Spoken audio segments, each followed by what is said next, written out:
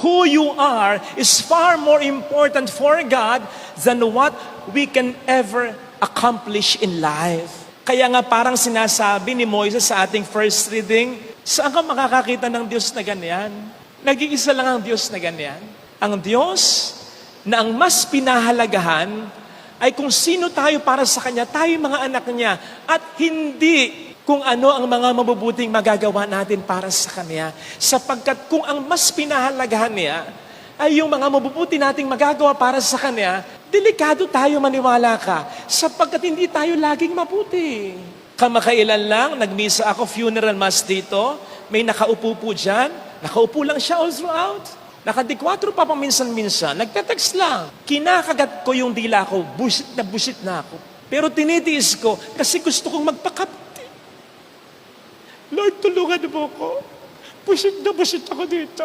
Napagtiisan ko, kinandahan ko pa yung sermon ko, kinantahan ko pa yung misa, kahit ko konti lang sila. Nakatiis naman ako, pero during the final prayer, yung huling-huli ng panalangin, magsitayo po ang lahat, sabi ko, hindi tumayo. Magsitayo po ang lahat, hindi tumayo. Hindi pa rin tumayo. Tayo! Eh kahit yung patay na, pari ba yun? Nakita nyo na? Sabi ko, Lord, sorry. Akala ko kaya kong magpakabuti hanggang huli. Kita nyo na? Hindi tayo laging mabuti. Pero lagi tayong anak at mahal ng Diyos. Kahit hindi tayo mabuti. So sana, maging ganyan din tayo sa Diyos. We focus on His very being and not just on the things we've been receiving, He's doing. Maniwala tayo even though sometimes na parang He's doing nothing. Maniwala pa rin tayo in His very being. Diyos siya, mapagmahal siya, maawain siya, matulungin siya. At yun ay papatunayan niya. Maniwala ka. Kapatid, tandaan mo, God will always be God. Kahit minsan, you think He's missing some shots. According to your expectation, hindi niya ginagawa yung gusto mo.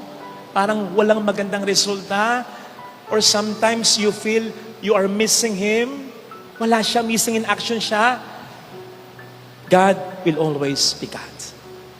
Pagtiwalaan mo siya, umapit ka sa Kanya.